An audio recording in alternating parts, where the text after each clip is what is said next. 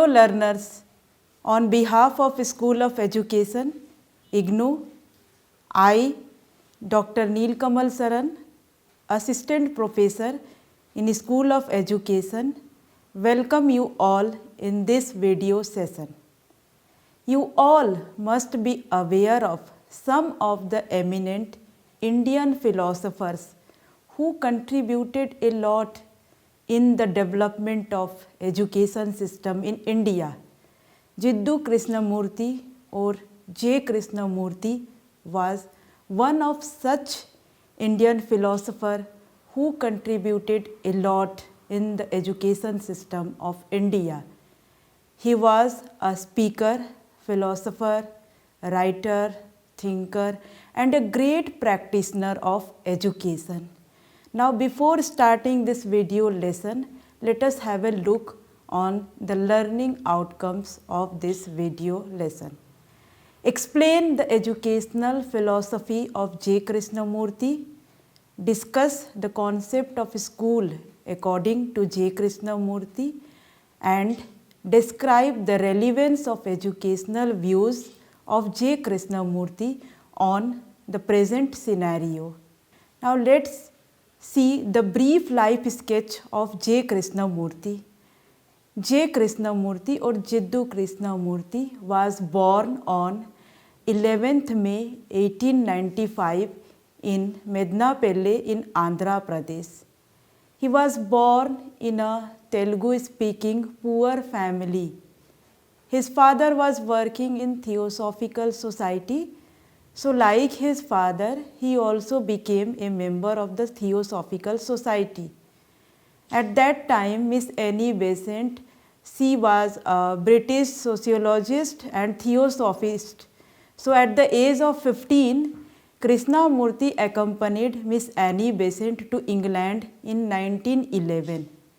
At the age of 17, that is at an early age, in 1912, he wrote a book entitled Education as Service, in which he wrote about the ideas of an ideal school where students grow into noble adolescents under the fostering care of teachers.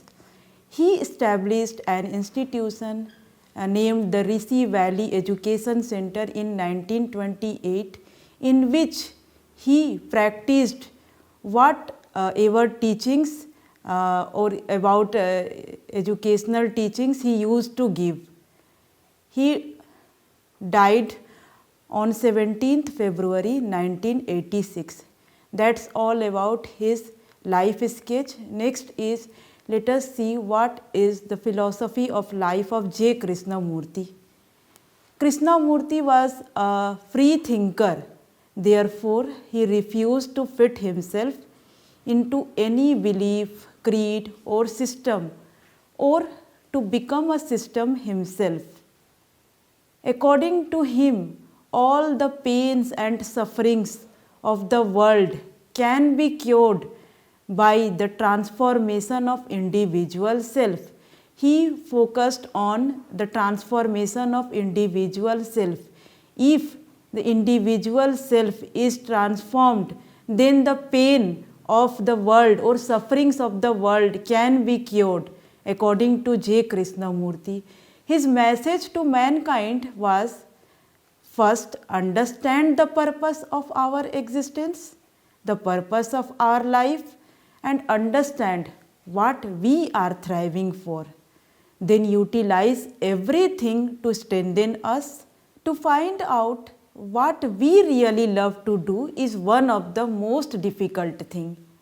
He said that what we love to do is to search that is the most difficult thing, and that is the part of education. And his teachings was all about his ideas on truth, mind, thought, intelligence, attention, perception, freedom, love and self. Now let us see what is the educational philosophy of J. Krishnamurti. He was very critical to the contemporary educational systems, its aim, processes and content. He was against the present education system as because too much emphasis is given on techniques and human dimensions are being neglected in the present education system, as because human beings are not a machine. They can think, they have feelings, so they cannot be treated like a machines. But the present education system gave too much emphasis on techniques. So Jiddu Krishnamurti was against the present education system. He says that merely providing information to pass in the examination is the most unintelligent form of education. It is not the real education, it is the most unintelligent kind of education where we provide information to the students just to pass out in the examination. He said that knowledge is essential, but it is not the end in itself. Knowledge is essential for cultivating the mind, but it is not an end in itself. Like Rabindranath Tagore, Mahatma Gandhi, Swami Vivekananda and others, he also founded his own educational institutions to put into practice his own educational ideas. What educational ideas he used to give? To put into practice those ideas, he established his own educational institutions. Now, when he has a different idea of a school or education, how the aims of education could be the same. So, according to him, there are certain aims of education, out of which the first one is the development of an integrated or whole personality of the child, who is able to deal with his or her life at any moment and at any situation. He said that only intellectual development will not work. So, the development of whole personality, not the part of a personality of a child, is the aim of education. So, to develop the physical part of the child, physical development, intellectual development, spiritual development, moral development, all are important. So, according to him, the first aim of education is the development of an integrated personality of a child, so that he or she can able to deal with his or her problems of life in any situation. So, another aim of education is to make the child able to discover his or her own talent and suitable livelihood. Education should be such that it enables a child to discover his or her own talent. What are the potentials of a child that the child should be enabled to discover after getting education. Next aim of education is it should bring freedom among the individual, not merely to produce scholars and technicians. Aim of education should not be only to produce scholars and technicians. It should bring freedom among the individual. Another aim is to see the overall development of the self in each and every individual. Here self is related to spiritual development of the child. So, Krishnamurti, he emphasizes on the overall development of the self in each and every individual. Next purpose of education is to cultivate healthy relationships based on love and compassion. Next is, what is the idea of a school according to Krishnamurti? According to Krishnamurti, an ideal school should have limited number of students, as because the aim of education is the development of an integrated personality of the child. If too much gathering will be there in a school, then this aim could not be fulfilled. So, according to Krishnamurti, an ideal school should have limited number of students so that school should be in a position to develop integrated personality of the child. Next, his idea of school is the school must work for understanding the children of their potential and limitation. In his aim of education also, Krishnamurti said that the aim of education should be such that child should be able to discover his or her own talents. So the school must be in a position so that it creates an understanding among the children to discover their potentials as well as their limitations. Education was very close to Krishnamurti's heart, so he established some co-educational schools in India and abroad to implement his ideas into practice. He used to visit these schools every year for open interaction with the students and teachers. Curriculum according to J. Krishnamurti. Krishnamurti said that the conventional curriculum should be followed in the school, but along with that, school should provide children opportunities and freedom so that they could grow up without any national, racial, class and cultural prejudices and build harmony among human beings.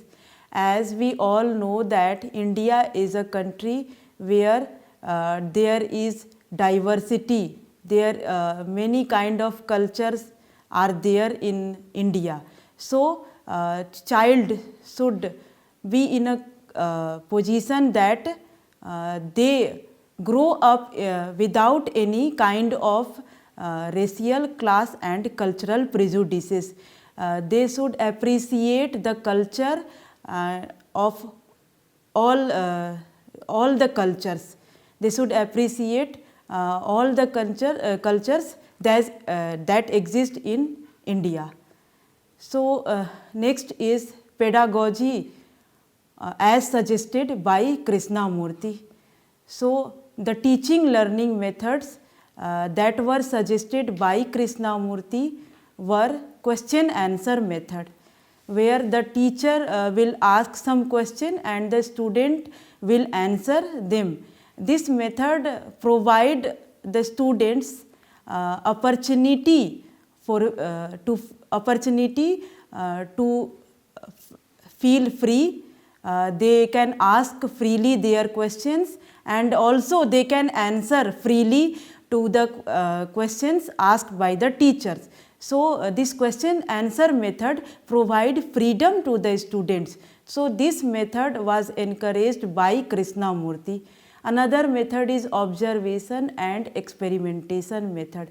Observation method is the method where the students learn by observing something. They observe the behavior and teachings of the teacher and they learn through that observation. Another method is experimentation method, where hands-on experience is given to the students. As Krishnamurti in his aim of education, he suggested that the aim of education should be to provide should be such that it provides freedom to the students and the whole personality of the child could be developed. So these methods, observation and experimentation method, these methods provide opportunity to the students so that their whole personality can be developed. They learn through hands-on experience. Another method is activities and field visit experiences. Through activity method, the child takes part and they do some activity and they learn in an active way. So activity method is one of the important method as suggested by Krishnamurti. Another is field visit experience.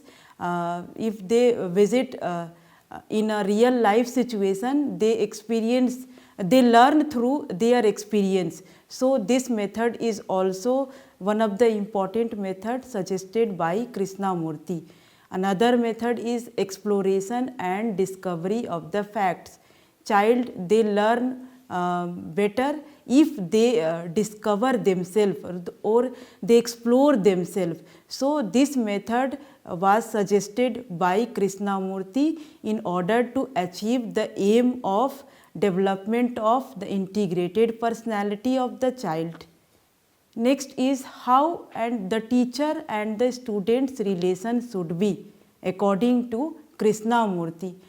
According to Krishnamurti, teacher should not only be a content expert, but he or she should be the one who shows the path to wisdom and truth to the student.